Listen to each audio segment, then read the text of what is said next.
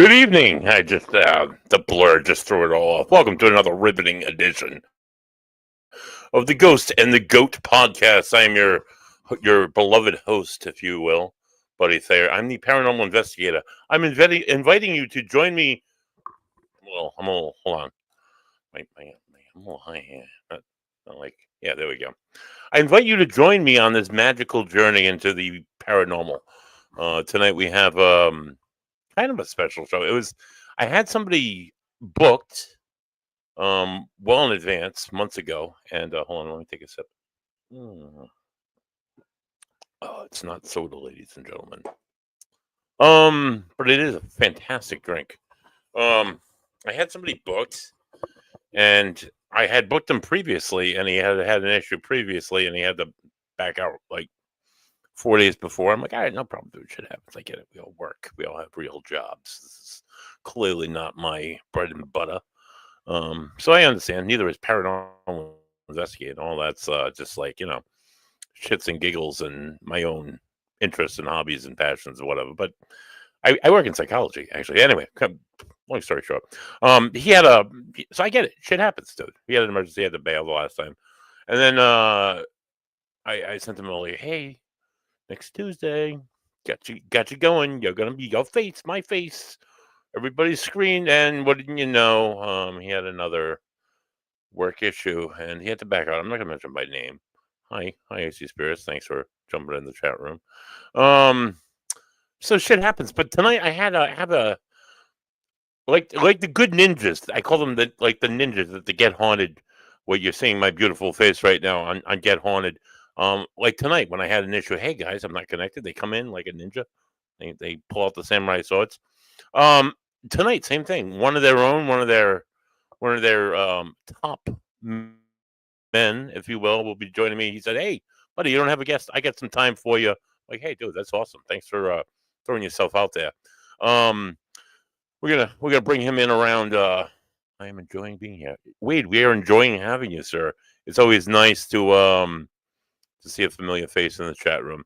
I'm just gonna bullshit with you guys for about the first like 25 minutes or so, 20ish minutes or so. I have 3 fundraisers going on.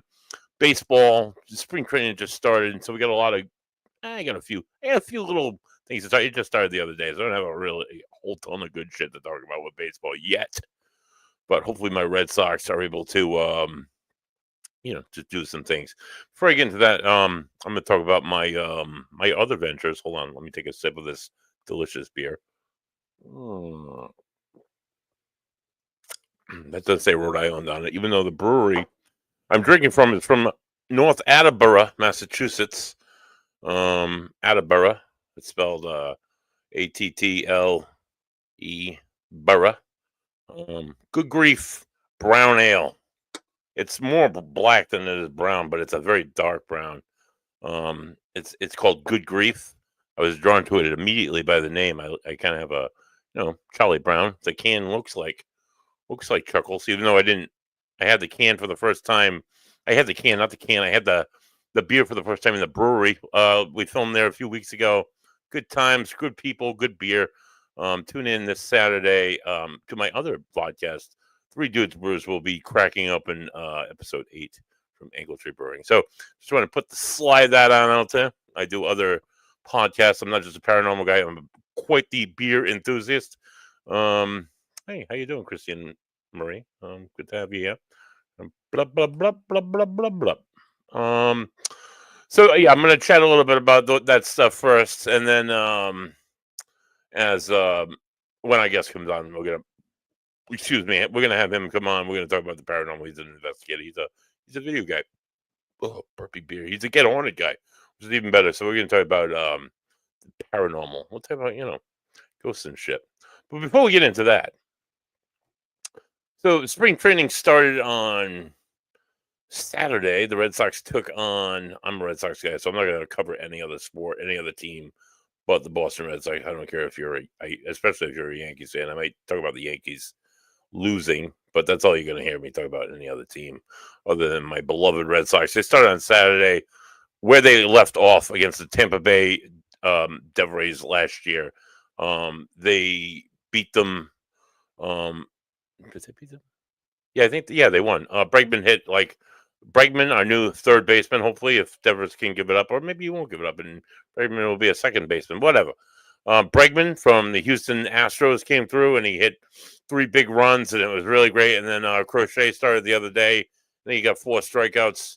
Um, I know it's only spring training. I know it's the first week of spring training. I know anything could happen. I know about oblique injuries. I know about Tommy John. I know about being a Red Sox fan and being a Dolphins fan. I know about losing all the time. So I know there's a potential that anything could, can, and will absolutely happen. Um, if anything, I hope the Yankees don't win the World Series. They didn't last year. Thankfully enough, the LA Dodgers came through and dodged them away from the trophy, and that was awesome to see. But yeah, more on baseball when baseball finally happens. So I'm doing, as I mentioned in the opening seconds of the show, I'm doing 3 fundraisers this year, which I'm now going to tell you about. The first fundraiser, um, I do it my Three Dudes Brews. We do a vodcast. We go to breweries around Rhode Island, Massachusetts, Connecticut, hopefully beyond New England, New York, Vermont, Maine, and we get to some really great breweries where we talk to really great craft brewers about like their, what inspires them to create beer like this, what inspires the taste, what inspires the depth of the beer, what inspires the culture. Oh, it's delightful. What inspires everything that goes into drinking beer? What do they like about beer? What are their favorite beers? All like you can tune in. We have 8 episodes. We do that monthly. Then every other week, this Thursday, it's Three Dudes, The Last Call. I always want to say The Last Stand, but it's not like a Cowboys and Indians movie. This is actually our Native Americans and Western expansionists movie. This is actually us, 3 of us live. The other show is pre-recorded. We have Joey Paranormal, if you will. My video guy from my paranormal group. He films the whole thing. Has wonderful cameras and mics and does that whole setup. And we piece it together and put it out. But this one is live. That one we're drinking their beer. This one we're drinking whatever we got going on. We have a beer of the week. We have a webpage, www.threedudesbrews.com. Every week we have our own beer of the week. I know there's a paranormal show, guys. I'm sitting. Any chance Buddy can talk about beer, but he's going to talk about beer anyway. So Three Dudes Brews, check us out. We're on Facebook. We're doing this. This is us. This is the Three Dudes. Obviously, that big sexy man to the left with the same sweatshirt that I'm wearing and like a remarkably same colored beer that I'm drinking. Although that's our porter. That's not this porter.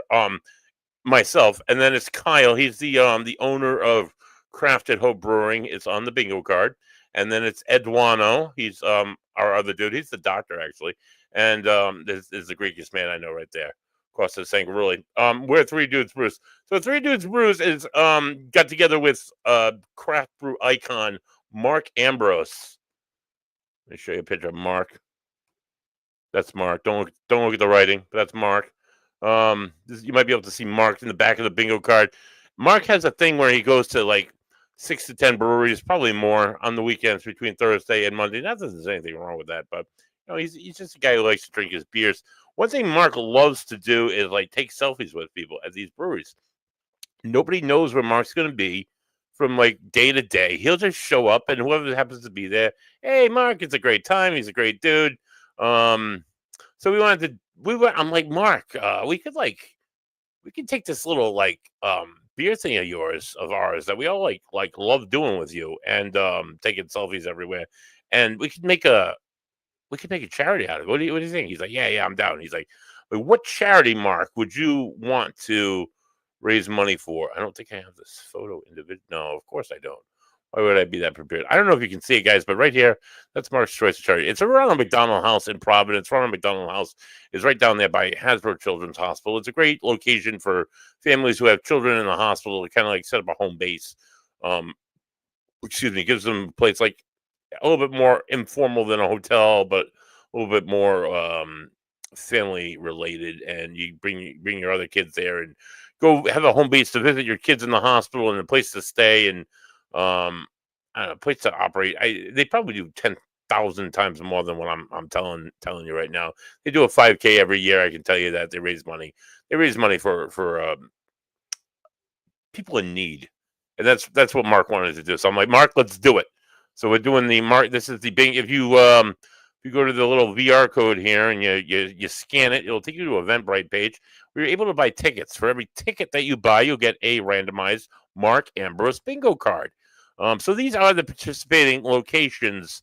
All of the breweries agreed to hang this sign up. That's a lovely stop, by the way, at Long Live Brewery in Providence. And they are all participating in trying to help us to sell as many tickets or bingo cards, if you will, as we can. Tickets are on sale now. I extended the ticket sales. Originally was going to end today, but because of the demand, I extended it throughout March. But bingo does go live on March 1st, which is Saturday, in congruence with Rhode Island Craft Beer Month and the Big Lebrewski, which Three Dudes Brews, myself included, are taking place in this year. You just get like these little coupons to these different breweries. We get to go around. Angle Tree got involved this year too. Skyrock. There's like half of these locations on the card are in the Big Lebrewski, so they send you like little coupons to get a free beer at all these places in March. It's done by the Rhode Island Food Fights, which is really great. Well, I got to tell you another step. It's a really great activity. You spend $40, you get about $150 worth of free beer tokens to go to any one of these places. Not just these places, actually, just about half of these places. But anyway, these participating places: Cricket Current, it's in Pawtucket. Sullivan's Public House, it's a restaurant with really great craft beers. It's on Armistice Boulevard in Pawtucket. Pivotal is in Bristol. Lops is in Woonsocket. The Guild Warren, obviously, it's in Warren. Phantom Farms is in Cumberland. Moniker's in Providence. Crook Point Brewing is in East Providence. Most of these are Rhode Island, Massachusetts, by the way, folks. Long Live is in Providence. I highly recommend that. Origin Beer, actually, I highly recommend most of these places. Origin Beer Project, little place over in Providence across from Moniker. Providence Brewing, it's in Providence. Ravenous is in Cumberland. Apponaug is in Warwick. Burgundian is in Attleboro, downtown Attleboro. Buttonwoods Brewery is in Providence. Foolproof Brewing is in Pawtucket. The Guild Pawtucket is in, believe it or not, is in Pawtucket. Skyrock is in Attleboro. Smug is in the Bucket, Pawtucket. And Narragansett, they have one of the oldest breweries in Rhode Island. It's in Providence. Angle Tree is in Attleboro. Crafted Hope, with that guy Kyle, is in East Greenwich. Proclamation Ale Company in Wauwak, and Vigilant over in Bristol. Those are the participating places. So you buy a bingo card, folks, right? You starting March 1st, bingo goes live. So I'm going to go to each one of these locations. I'm going to pay attention, first of all, to the Three Dudes Brews Facebook page right here, right? And they're going to drop hints. So I'm going to start dropping hints probably this Friday, because bingo goes live on Saturday, and we will be out and about beering most weekends with Mark. This weekend, I don't know if we're going to be with Mark because Costas is having a surgery. He's having some like Greek parts put in him and stuff, and then got to change his lightning bolt thrower, or I don't know. He's doing some Greek surgery, and he's going to be out of commission. Ed and I will be on a float in the St. Patty's Day. It's the Pawtucket St. Patty's Day parade on Saturday afternoon. It starts over on Division Street, over near what's going to be the soon former McCoy Stadium, and it goes down South Bend, and then it goes down Walcott all the way down, crosses 95, and ends at the Pawtucket City Hall.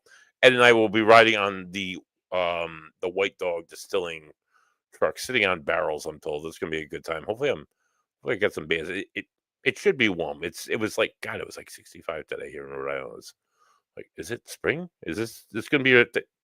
It's gonna be like 10 next week. But yeah, I digress. So anyway, you're gonna go to these locations on your bingo. You're gonna get your bingo card. You go to these locations, and you're gonna watch for Three Dudes Brews Facebook for hints on where you could find Mark, and you're gonna find Mark. So when you go to say, hey, buddy, when you think you have your bingo, you reach out to Three Dudes Brews, say, hey, I think I got a bingo. Here's my card, right, guys?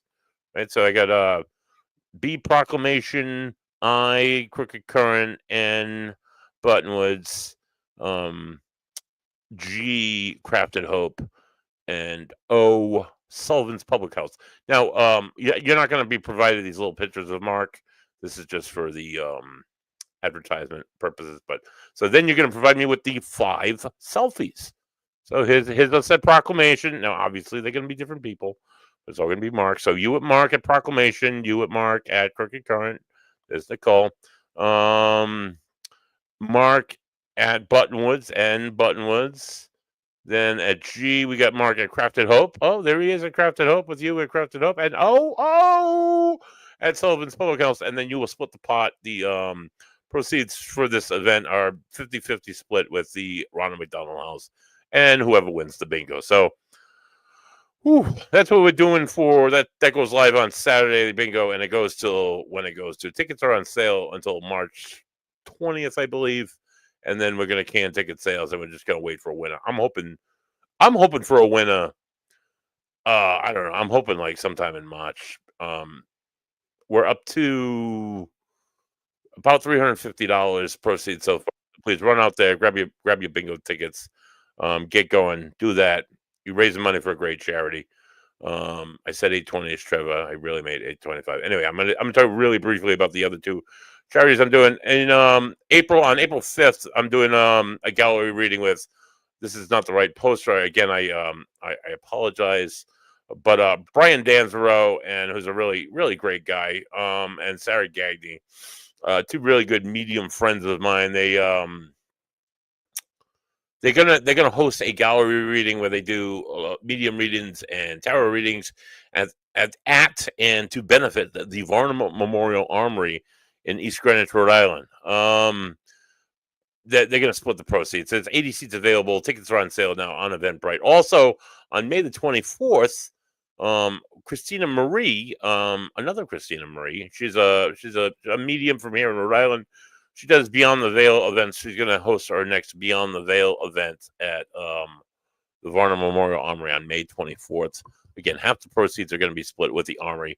They're like, buddy, what's this Varnum Armory you're always telling me about? What's this greatest museum in all the land? Well, let me tell you.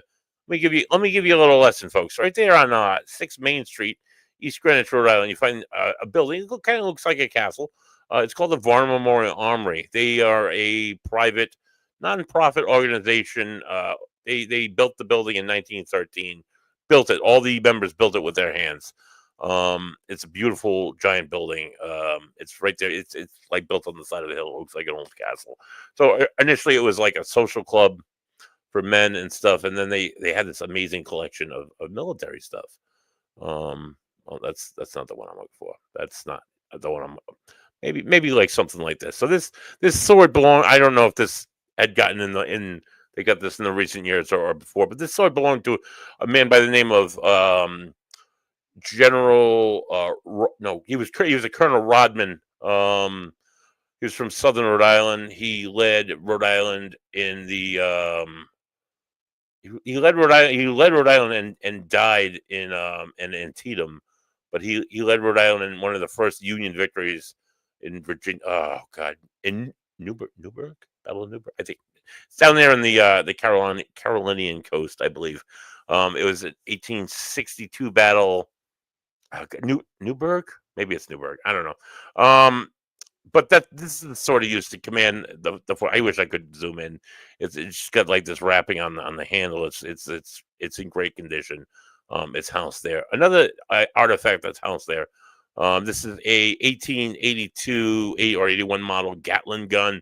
It was used by the Rhode Island. It is the Armory. That's what the Armory looks like. There, right up there in the corner. Looks like a castle. The Gatling gun. This It was made post Civil War.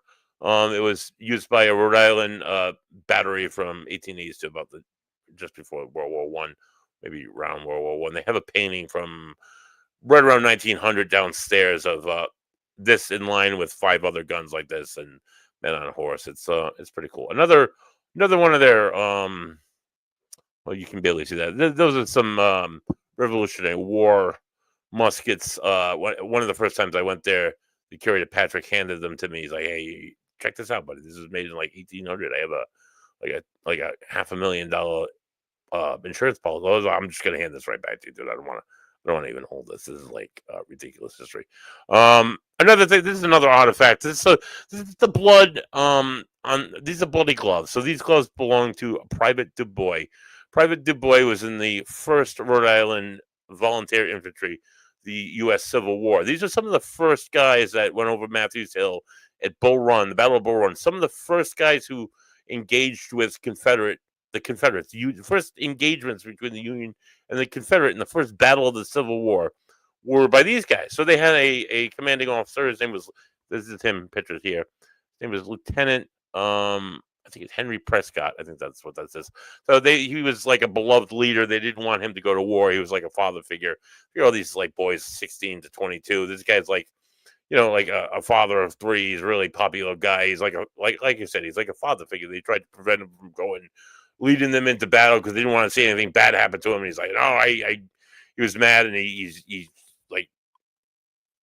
did it anyway. He led him into battle, so he's leading them up over the hill, Matthews Hill, and he's shot in the head. One of the first casualties from Rhode Island of the Civil War. We're talking like tens of thousands, and right there in June of 1861.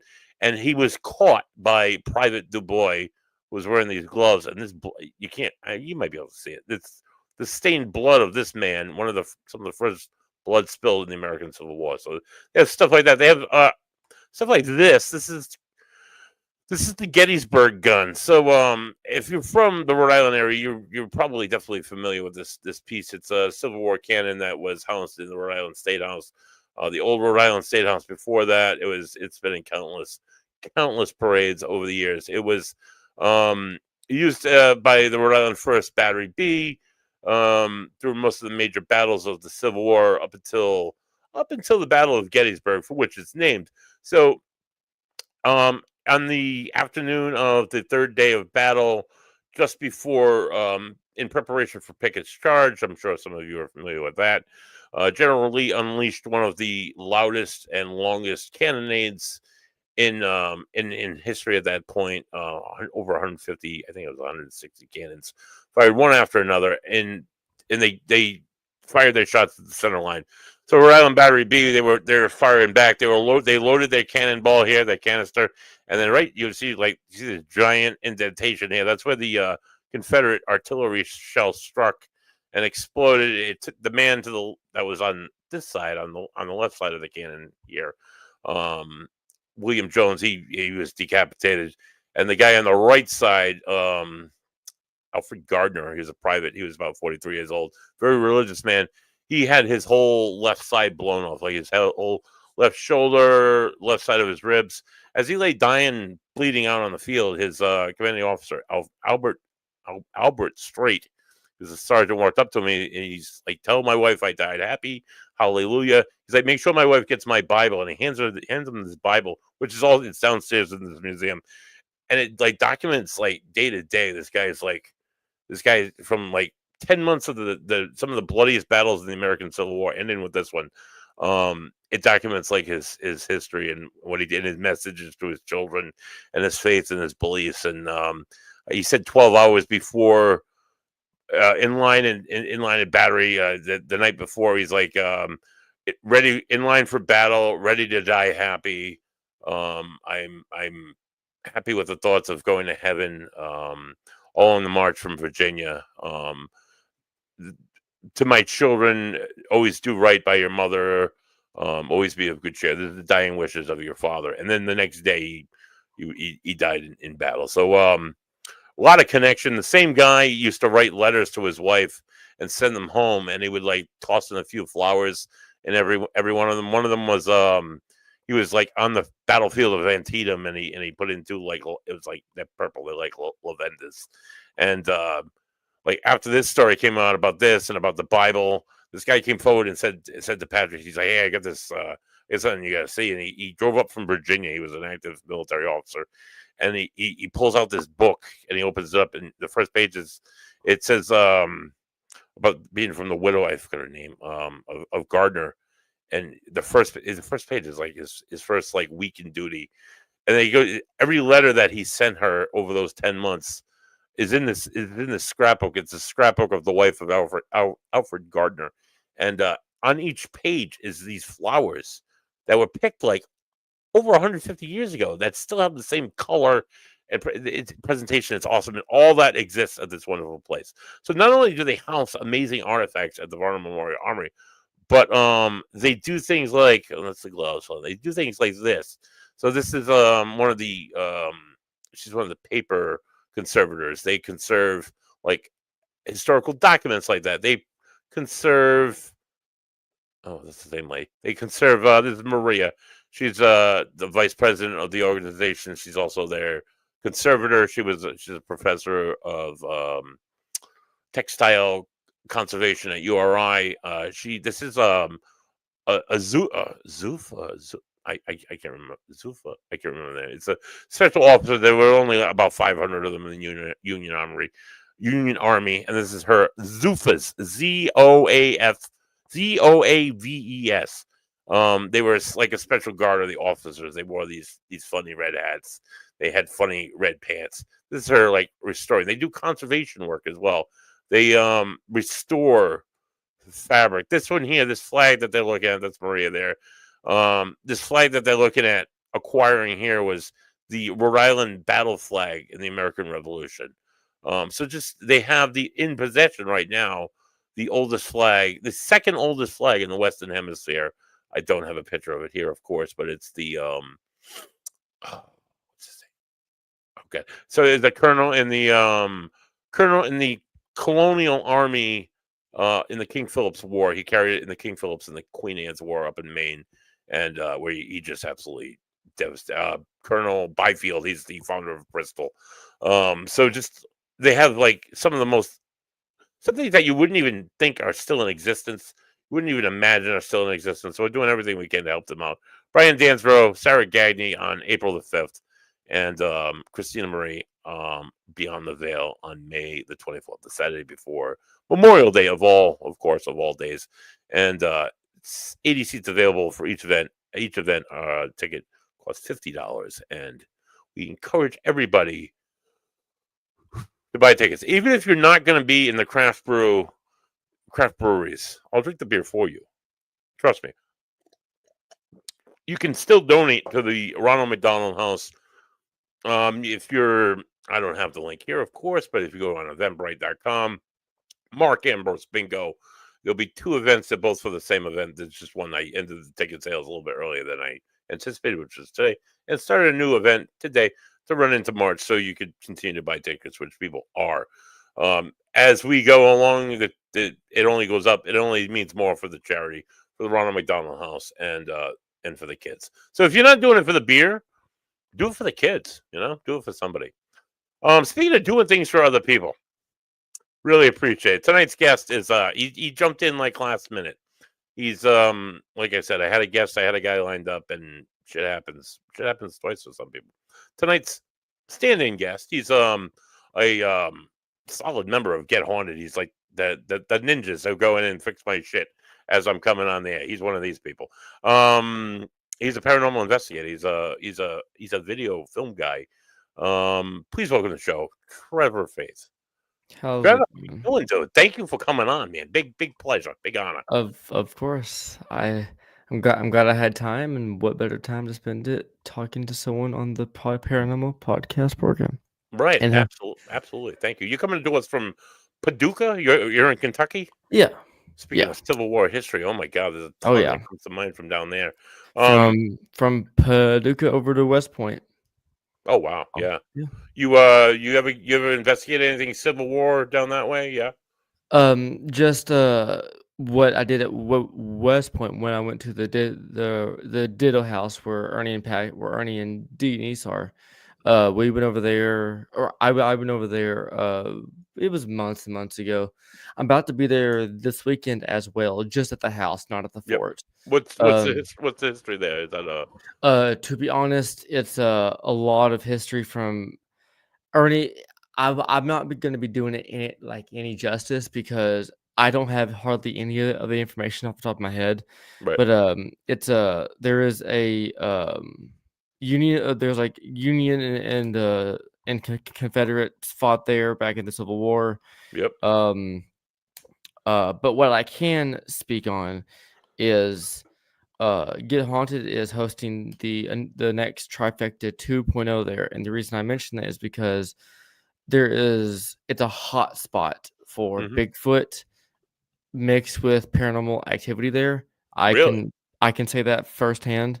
We're also going to be doing some alien stuff there as well. Oh, Um, I have not hunted or searched for aliens much in my life, nor so have I. Nor have I. But honestly, I put a little bit more faith in UFO than I do Bigfoot. What are your thoughts? How do you think you think um, Bigfoot's a thing? I think it is just most people that have never hunted or investigated for the Bigfoot creature, Right. much like me. Before I got into it, I just had a blanket concept of it's just a big hairy ape Like a thing. monkey, yeah, like a And big ape thing, right? so whenever originally when I met Ernie, Denise, Todd, and Leanne at Indiana State Sanatorium almost a year ago now, Mm. um, first time meeting any of them, and we were up at the nurses' ward, and there's like a wood line outside of the ward, and it was like almost 3 a.m. We were all tired. We were ready to pack up, Of and course. we were all leaving, and just like and me and Danny, we were walking out, and there was like a group of 20 people, like damn near half. Paul is probably more than 20. Damn near half of the group from that weekend was down there, and Ernie was like making these hollering sounds, and I was like, "Well, what are you doing?" And Rob, he whispered in my ear, This is a Bigfoot call," and he said, "Just watch out in the woods and just watch." Me and Danny were like, peeking over, and uh, and Ernie says, "I did my call outs," or something along the lines of his call, his sound. Now just look for eyes or look for cloaked motion. I'm like, Mhm. okay. Never saw the cloaked motion, but eyes were appearing. Um, Really? and they were moving and shifting. And once everyone was like once everyone like wrapped it up and got to talking, I went up to Ernie and I'm like, what just happened? And he goes, let me ask you this. What is your idea of Bigfoot? And Mm. I explained it. And and he goes, "Well, we believe that they jump from realm to realm, they're actual energies, and Huh. ever since then, whenever I can Bigfoot hunt, I do." So Uh, I've heard this is not the first time I've heard it. So it's more of a like it's not a creature, it's not an animal. It's more of a paranormal entity. It's more of yes, like an elemental almost. Like from what I yes. was taught, from what I was taught, and from what I have observed, yes. Hmm. Now, as far as aliens go, never hunted, investigated, or researched. However, you do that in my life. Hmm. I've only ever had one experience with what I believe is a UFO, Hmm. and it's a quick story because the experience like itself was 5 seconds, but Right. I was I was 14 ish. I got my dad's house, and I lived out in the bumfuck nowhere, out in the country. Um, and me and my dad and a friend of mine were having a campfire down by the wood line, Yep. and my dad's like, "Shit, I forgot the buns," because we were making some burgers and brats. Of And I'm like, course. "Okay, I'll go Classic. up to." I ran about 40 yards up to the house on the hill, got the buns. When I came back out of the garage to head back down the hill, I heard like this like whooshing sound in my ear, but it could have been wind, but Yep. it wasn't windy that night. So I'm like, huh. So I just out of curiosity, I looked all around, I looked up, and I saw this shooting star or a plane. It was Hmm. moving very fast. I'm like, that's nothing new. So I just, I was relaxed. I was having a good night, and I just kind of watched it for a second, just because it looked cool. And I was watching it, and obviously, in my field of view, it moved a solid foot and a half in front of my eyes, so like this. Yep. And then when they got over to like the peripherals of my right eye, I was gonna look down, like, oh, it's going past me. As soon as I went to look down, it stopped, dead in its tracks. I'm like, wait, that's not a plane Mm. or a shooting star. What the fuck? Right. Just stopping like that. That's Yeah. So usually then I stared at it and I'm like, not that they could fucking hear me, but I'm like, hello? I guess I was talking to myself more than anyone. I was like, hello? I stared at it, and about 5 seconds later, it almost, like, vibrated and shook. I'm like, hmm, "Okay," and then after that, it shot off twice as fast the same way it came, wow. and I just looked at it and I went and eventually it just disappeared. I'm not sure if it cloaked itself, went behind a cloud I couldn't see. I don't Hmm. know, but Right. I followed it back the other way, and I'm like, "Well, okay," and I just kept walking. That Right. was that, but Did give it a that second thought, but we like I've run into people who have had similar experiences in the sky. I have a guest coming on in the end of April, and he's involved with it's a government subsidized program that deals directly with the safety of like our own aircraft flying in the sky and how mm, safe they are with all these UAPs. They're it's like super involved with like the head of the project was a former F-16 pilot who used to experience this shit in the air, and he was so experienced by it. The government put him in charge of it. It's a not a government. It's government funded, I guess. yeah, But yeah. this guy's retired from the Navy, and the guy that I know that's coming on the show, he's actually he's the curator at the Barnum Armory. He's a fantastic guy. He Okay. got involved with this program a few years ago because he's a grant writer.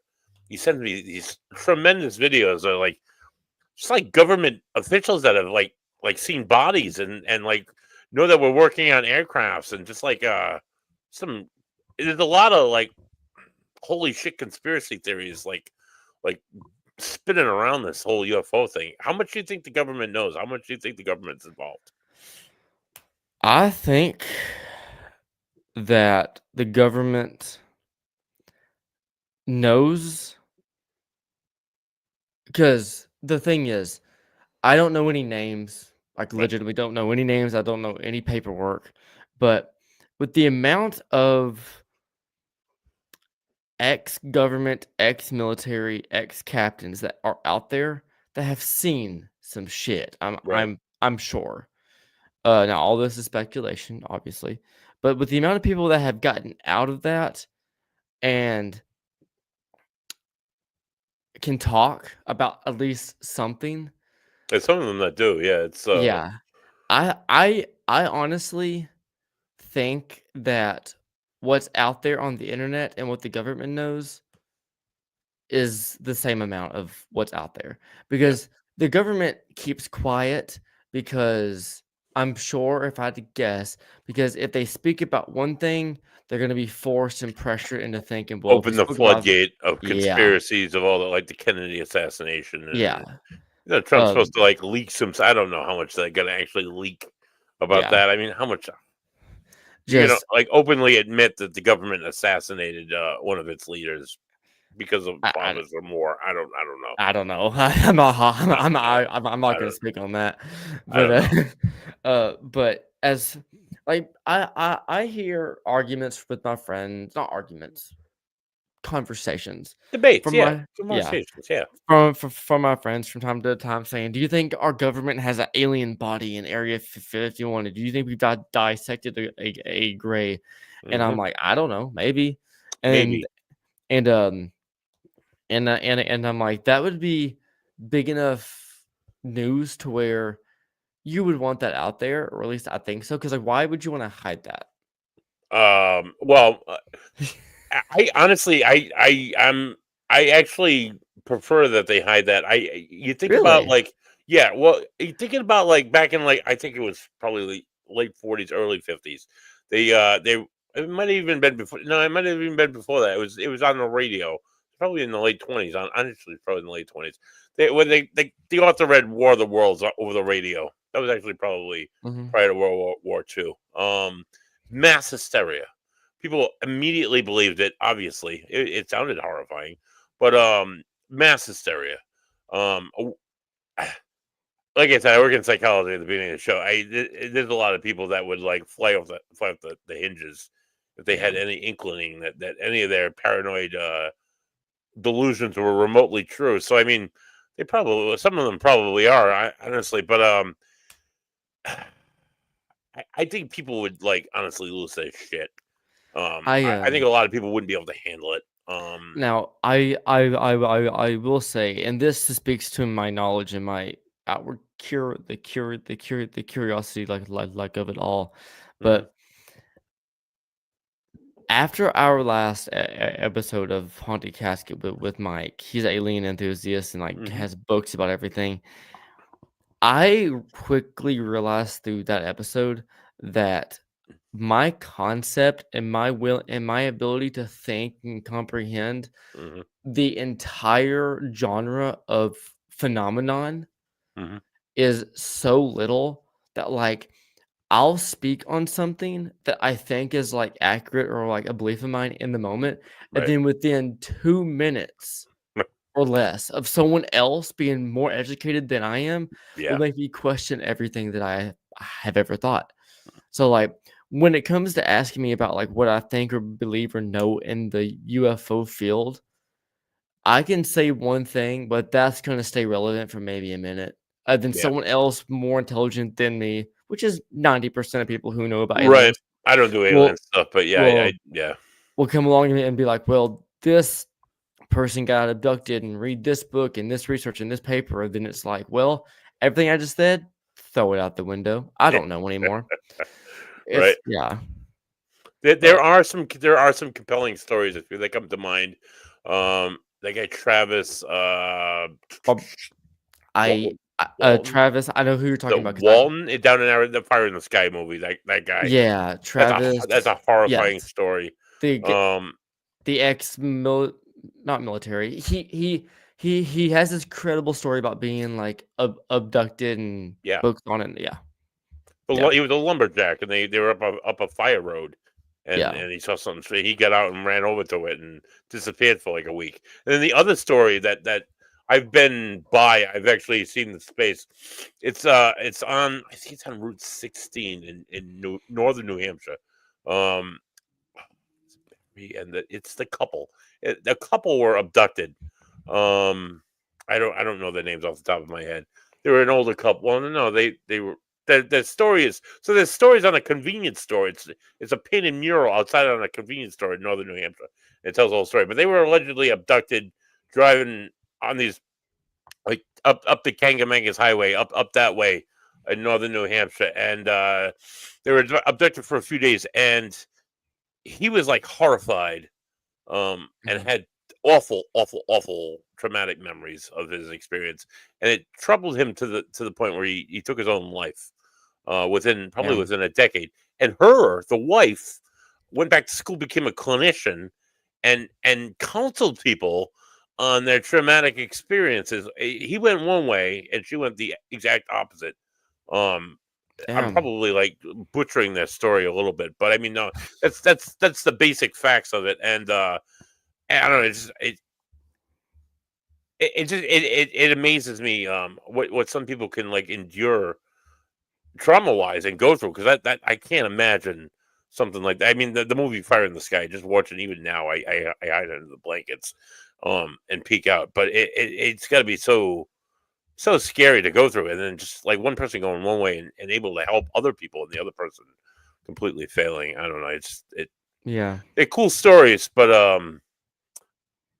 I don't know.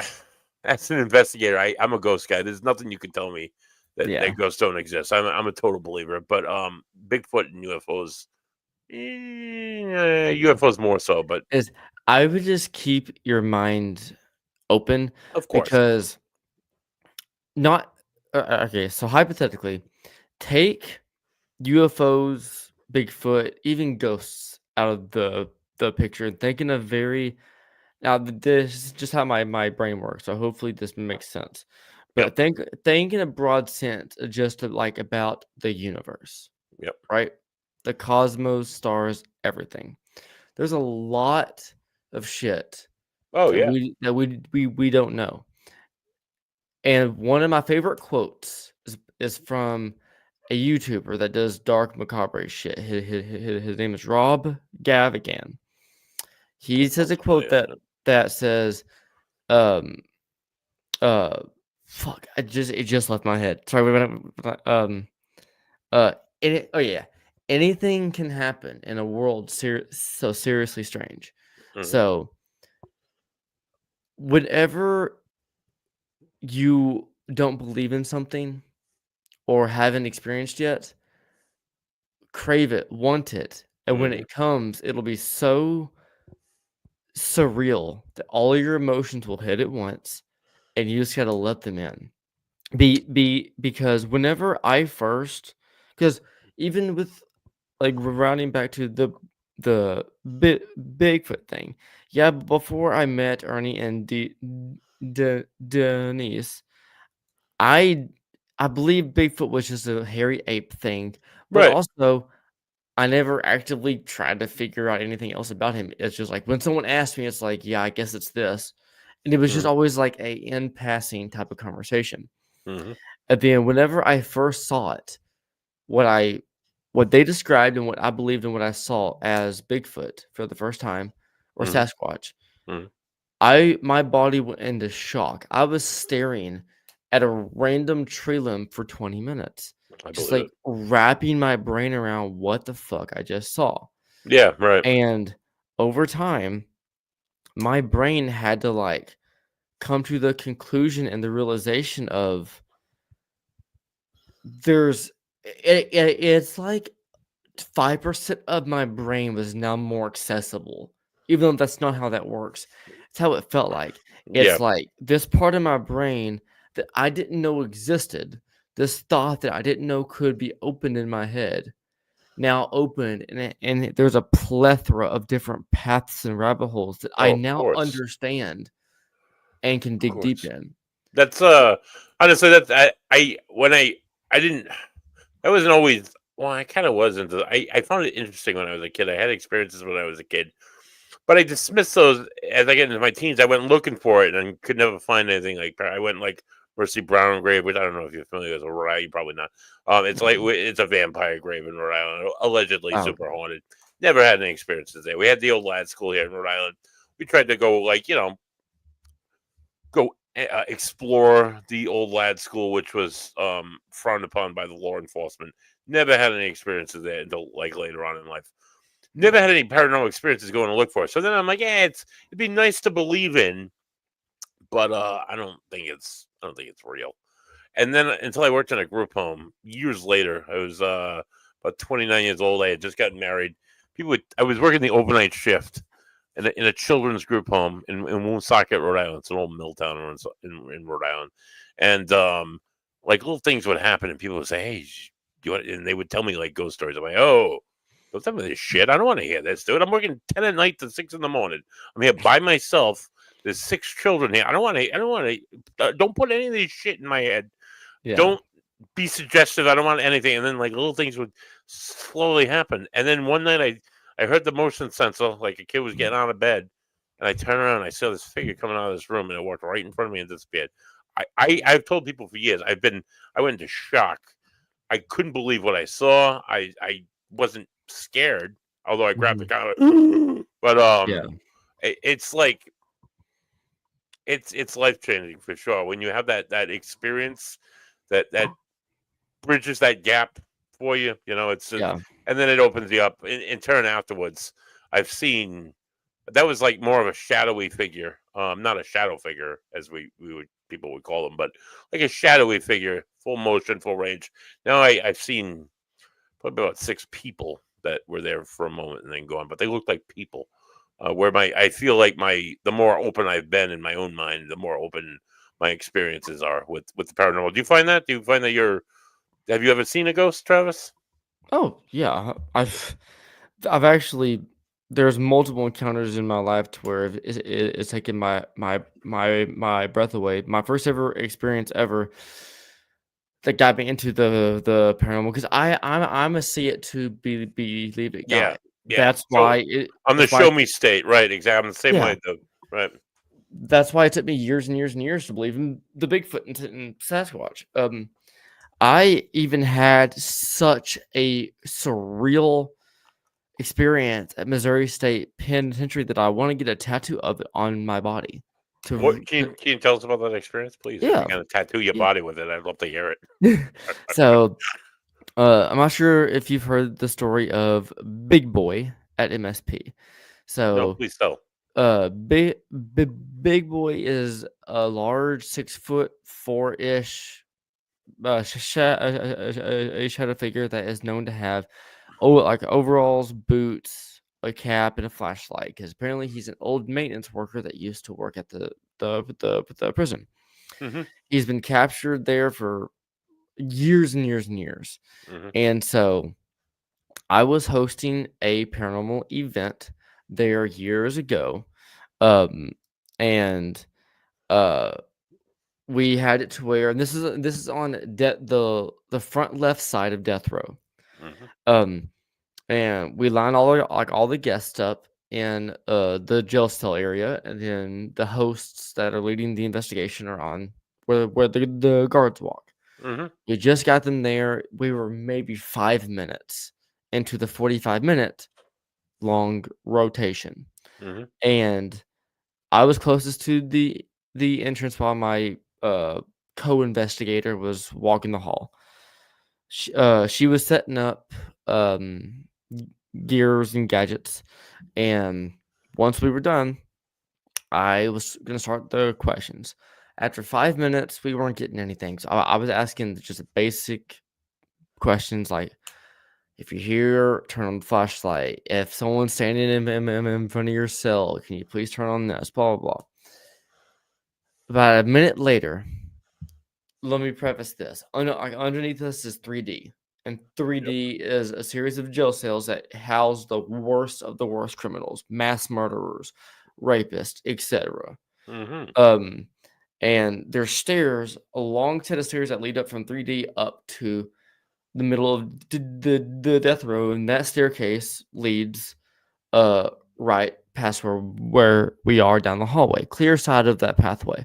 Yep. So I look over in my peripheral view, and there's this large man walking came up the stairwell and walked down the hallway in between where we were at death row. And in my head, I thought, shit, we have a guest that went rogue. He hopped away from his group and wants to go do his own thing. I got to stop him because he's going to contaminate other investigations. Right. Right. I said to my coworker, "Hey, rogue guest BRB," and she said, "All right, cool." So I kind of quietly speed walk away, and as soon as I'm far enough away from my group, I kind of like fast run quietly over to the middle of the hallway, and this guest is gone, nowhere to be seen. I'm looking around, and it's nowhere. They're nowhere. And Wow. as I'm like frantically looking around, um, Jenny and another employee of MSP, Hmm. like a tour guide, they're always just like roaming around and exploring, just enjoying the view. They Yep. come up, and I have like this like not shocked but like concerned look on my face of like shit, I can't find this guest. Oh And boy. and so Jenny's like, "What's wrong?" And I explain everything that I just explained to you. Yep. And she goes, "Can you describe this man? Maybe we can help find him." She didn't seem too worried about it, which shocked me in the moment. And I'm like, Hmm. "Yeah, about 6'3" to 6'6", very tall, had a flashlight that was illuminating, was giving off its own light. Overalls, I think he was wearing a hat. I couldn't tell. Big boots, and she Oh goes, boy. "Huh." Huh. Huh. And she also described the type of overalls, the hat, which was a golfer's hat that is very Hmm. hard to see. It just has like a small little brim, like almost like an Irish a Scottish cap. And then I'm like, yeah, exactly. And he was walking down there. And then I went to say, like, we got to go find him. He's going to mess up our things. And she goes, you're not going to find him. And I'm like, what do you mean? And she looks me dead in the face and goes, you only see him if he wants you to see him. Ooh. And I go, me still oblivious and in the mindset of this is a guest. I'm Right. like, okay. And she goes, have you ever heard of Big Boy? And I go, and in my head, Rob had mentioned him previously in the past on like a podcast. I'm like, I think I have. She Hmm. explained the ghost, the backstory, and then I'm like, oh shit. So then I'm like, she goes, don't worry about it. Go back to your group. And I go, all right, cool. Fast forward to the end of that in the investigation. Guests are gone. We're about to pack up and leave. Yep. I talked to Jenny. I mean, at this point, I had been there twice in the past. So me and Jenny are already good friends. Yep. I go to Jenny to say bye, and as I'm walking away, I just kind of like whisper into her ear because we're hugging, and I go, tonight was eye opening. And she goes, because of the big boy. I'm like, yeah, and she goes, I've seen him too, and let's just say we share a bond now that we're big boy. I think she said siblings or sisters or whatever for life, and I Hmm. go, yeah. And she looks at me and goes, "So, do you want a picture to like of him just like to take home?" And then I'm like, "I want a tattoo of Yeah. this." And she goes, "Not my cup of tea, but do you?" And I go, "All right." And I walk off. And ever since then, it has been I replay that because with my ADHD, Yeah. the hyperness is gone, but with my ADHD, I have a very photographic memory. So like Yep. I relate to everything in life that has meaning to me in a form of like almost a mental screenshot. Yep. And so every time before I go into an investigation, I imagine that second that I saw Big Boy, and I think if that's what the paranormal has shown me when I'm only 28. It's not bad, dude. It's gonna get better.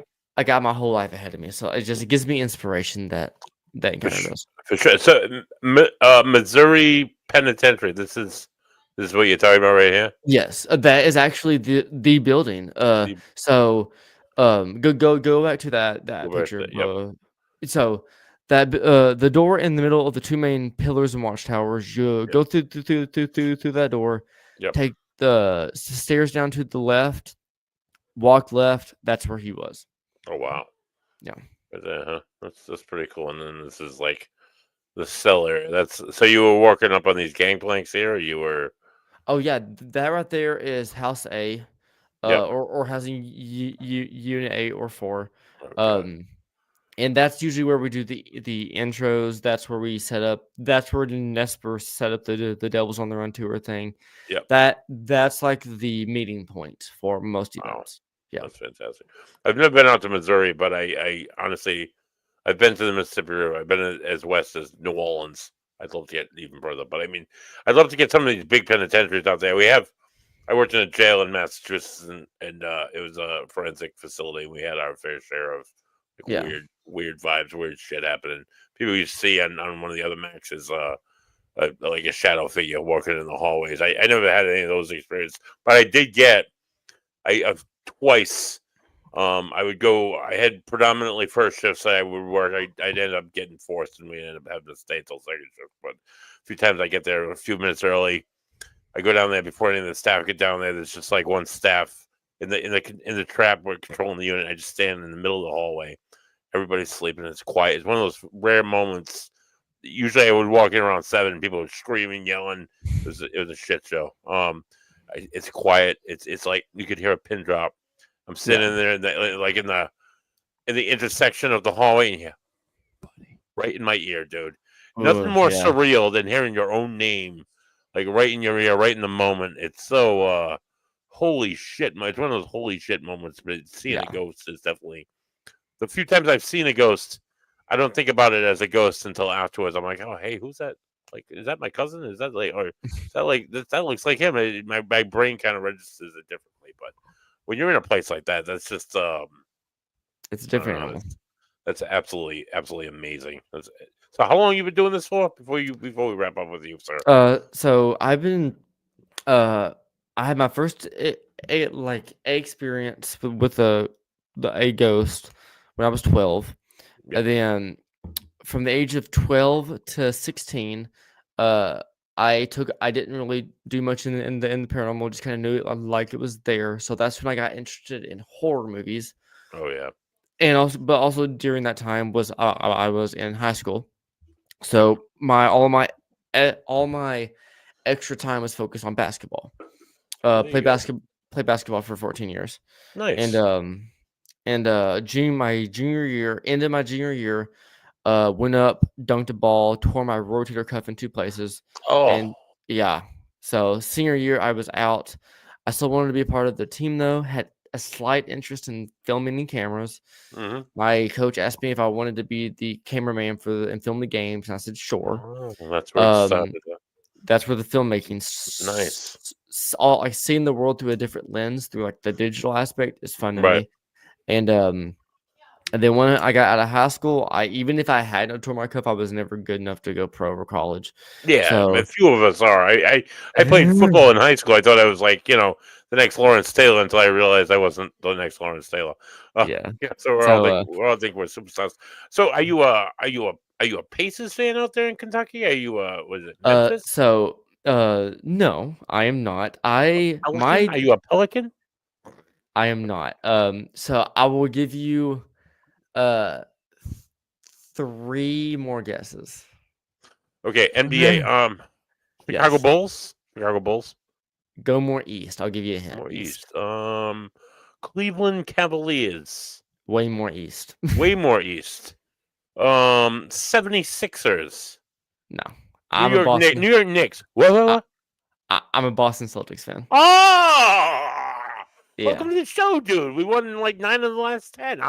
Also a Boston Celtics fan. Yeah. Fantastic. My dad raised me on old tapes of Larry Bird, and then I watched personally the Big Five win 3 championships. Oh yeah. I watched them win the 2009. I think it was 2008. Yeah, 2008. Yeah. 8. I was on a cruise ship going to somewhere, Bahamas, I don't remember, Yep. and watched them win Game 7 on a 86-inch TV on a cruise ship deck. Wow. Yeah, Wow, and that's so pretty awesome. yeah, so Dude, last year was pretty awesome. That was all yeah, that's it's such a holy shit team. Such a holy shit team this year. yeah, I know they beat the Cavs a few times this year. I hope they can push ahead of the Cavaliers. It's such yeah. Porzingis is Derek White is a beast. It's such a beast team. I love the Celtics. I just think that the Lakers are too dominant now. Oh yeah, especially with what's the name Luka. there from the Mavericks. It's with LeBron, Luka, Reeves, yeah. with Reeves and Necht. They can't be stopped. LeBron's getting old though. He's Yeah, kind of but past his prime. LeBron on passing and on those fast breaks though. Yeah, right. Yeah. Luka scored like the other night. He had like a breakaway game that we last week. So he scored like 37 points in the game. It's so ridiculous. Just went off completely. So yeah, I don't know. Maybe we got past Luka last year. I was a little bit more scared, and they sewed him right up. They stitched him right up. There wasn't. I don't know. You do baseball or football out there? Or you just do basketball? I don't. I used to play baseball, and I used to. I still like the Cardinals if I had to root for a team, but like I They're a good team. They're a classic team. haven't watched them. Yeah. In years, I think. Honestly, I couldn't remember the last time I watched a baseball or a football game, other than the Super Bowl. But Yeah. the only sport that I pay attention to now is the NBA. Yeah. So. Basketball's great. College basketball's great. But Yeah, basketball's good. It's especially if you're a Celtics fan. Oh, So thank you, Trevor. I know you said you had a half hour to give me. You give me a little bit yeah, over half an hour. that's I really fine. appreciate you coming on, Of course. pinch hitting for me, if you're coming off the bench, if you will. Yes. I appreciate everything you guys do at Get Haunted. I can't say enough good things about you guys. What you do, tech support, what you do in promoting us. It's a wonderful wonderful outlet to be a part of. I And as much as I throw up the promotions and help and support tech, gotta give love to Courtney and Sarah and Rob and all them too. Oh, I'm all not. day, all day. Yeah, Sarah's amazing. She's my yeah, ninja. Yeah. So thank you for everything. of Thanks course, for coming on the show. of course. Peace out, man. Keep doing what you're doing. Thank you, Travis. Um, so yeah, that's I don't have much more for you guys. I mean, yeah, I talked about the bingo. We talked a little bit about basketball. That's kind of cool. That's kind of unexpected. I didn't expect to have a pinch, a guy come off the bench and know what he was talking about with sports. Kind of cool. Not much going on with baseball. Football, my Miami Dolphins continue to disappoint me as we really haven't done anything in the offseason just yet. The New England Patriots have a lot of money to spend, I'm told, but really haven't. Well, they brought in a new head coach. I'm not a Patriots fan. I'm not a Dolphins fan. If you know me from the area, if you don't, now you know. But he's not a Tom Brady Patriots any of that shit fan. Um, Despite the name, the goat is a sports reference, not a reference to Tom Brady or the New England Patriots. Usually I go a bit longer than this, guys. It's I had a short guest tonight. I don't know his stature, but he only had a half hour to give me. I had a little bit to talk about fundraisers. I had a little bit to talk about sports. Um, we got some really good guests coming on soon. Um, Actually, they're all lined up. All the ones lined up are pretty friggin' awesome. Let me run through this. Like I said, I have a UFO guy coming on. Like riveting UFO stories this guy gives me. He's coming on the end of April. Patrick has been on the show before. He comes on as a Varnum guy. He comes on as a ghost guy. He's going to come back on as a UFO guy because he's involved with the UFO stuff. But in the upcoming month, so we're going into March on Saturday. Mark Ambrose Bingo goes live on Tuesday the 4th. You can tune into the Ghost and the Goat. Oh, very special guest. I'm doing like I said, I'm doing the Varnum, one of the Varnum events with her, Sarah Gagney. She's a medium. She's gonna come on. She's gonna do a few live tarot card readings. She's gonna do a little bit of an interview. We're gonna do a little bit of both. We're gonna talk about psychic stuff. We're gonna talk about ghost stuff. We're gonna talk about like metaphysical stuff. We're gonna talk about a little bit of everything. We might talk a little bit about the armory. We might talk a little bit about beers. Speaking of beers, tune in Thursday for Three Dudes Brews. The last call, of course. Check out Three Dudes Brews for the Mark Ambrose Bingo. Hint: if you're tuning in and you have the Mark Ambrose Bingo card, your hint for this weekend are the. Oh, I don't have the pictures. I'll have the pictures on Thursday. So tune in Thursday. The bucket. That's one of them. The bucket. Tune in for the two hints on Thursday for the last call. Tune in for all the good beers that I will be drinking because Thursday is my Friday, and Thursday is the last call. And Thursday is the beginning of March, and March begins baseball, and March begins the spring, and we turn our clocks back, and all that good shit. No more snow. Hopefully, I got plenty of snow outside. I don't need it anymore. For Trevor Faith, for the amazing people at Get Haunted, this has been the Ghost and the Goat. I'm Buddy Thayer. I'm Buddy Thayer. This has been the Ghost and the Goat. Tune in everybody next week. Have a good week, folks. Thanks for tuning in. Peace out. End stream.